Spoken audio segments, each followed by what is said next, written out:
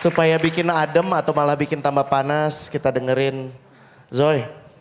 Gak pernah-pernahnya lo peduli sama urusan kayak begini. Gue panggil, oke gue siap, gue mau. Kenapa? Emang bener sih, baru gue tuh milih, baru ini yang kedua bener-bener milih.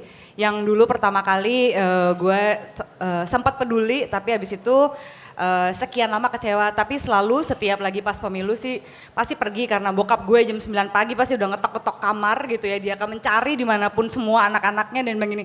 Pokoknya harus milih, jangan sampai dimanfaatkan. Jadi kadang-kadang untuk menggagalkan itu sendiri dengan menjadi golput gitu ya. Dulu gue sering ya udah gue pilih aja semua. Jadi jangan ada yang macem-macemin surat suara gue gitu.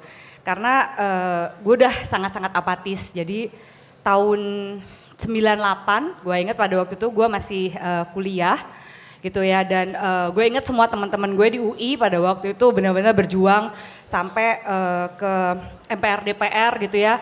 Dan banyak deh kisahnya yang serem dan sedih gitu dari teman-teman yang waktu itu berjuang sama-sama ya dari UI. Terus makin kesini makin gue tuh ngerasa kayaknya capek banget sih gitu yang namanya politik. Udah paling bener deh gue jadi psikolog seksual udah ngomongin seks gitu ya. Udah yang menyenangkan gitu. Sorry. Kayaknya nggak ribet deh hidup gue. Buat yang nggak tahu ya, kalau kehidupan kamar tidur lo kurang happy, dan itu kelihatan dari lo sekarang. Kalau lo mau lihat yang kehidupan seksualnya happy, lo lihat kita. Konsultasi. Boleh panggil Gitu. Zoe ya. Lanjut Zoe. Tuh kan langsung dapat perhatian kan. Laki-laki. Durjana. Gitu jadi gue pikir oke, gue setiap kali juga seperti yang tadi diceritain sama Mas Joko, kalau gue ngelewat misalnya daerah paling sering deh ya, mau daerah ke rumah gue tuh pasti gue cuma punya dua pilihan gitu. Gue akan lewat daerah Pasar Minggu atau Cililitan. Bertahun-tahun setiap gue lewat situ, kalau ada adik gue di sini, gue nggak tahu dia di mana somewhere. Gue sering bilang kayak begini dari dulu, dari 20 tahun lalu gue sering bilang, gila nih gue mau pilih presiden yang minimal ya, kalau gue lewat jalan ini gue gak akan sesusah ini hidup gue. Jalan yang biasanya gue tempuh itu bisa 15 menitan, terus udah gitu tiba-tiba sekarang mesti jadi like 2 jam gitu. Itu sangat-sangat frustrasi.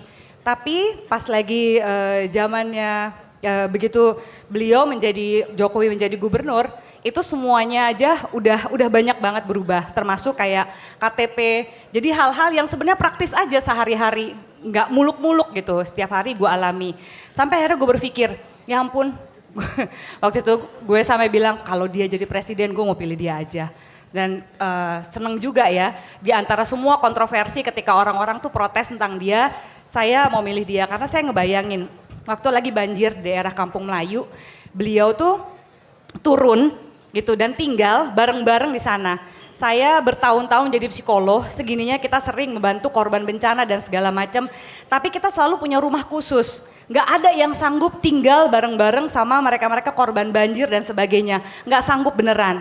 Tapi beliau tinggal dan nginep di sana bareng-bareng sama orang. Buat saya, kalau itu nggak pakai hati, nggak tahu lagi deh apa namanya.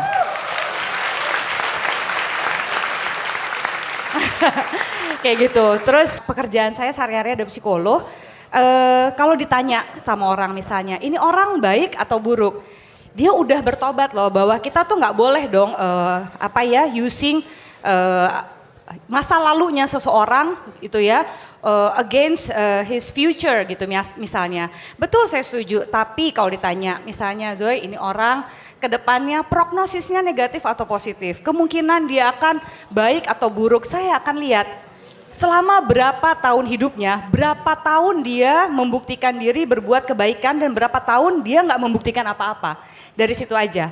Kalau misalnya, taruhlah misalnya umur orang 40 tahun gitu, tapi dia membuktikan hal-hal yang baik hanya 1 atau 2 tahun terlepas dari masa dia lagi mau mencoba mempengaruhi publik ataupun bukan gitu. Kita lihat yang lebih konsisten bahwa ke depannya orang itu akan baik atau tidak adalah sepanjang sejarah umur hidupnya berapa tahun dia berbuat kebaikan yang signifikan yang kita bisa lihat.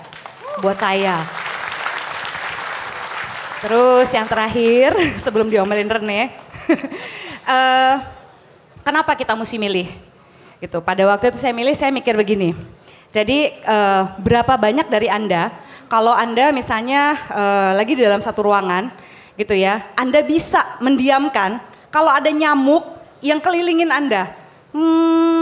Gitu, Anda bisa nggak diemin?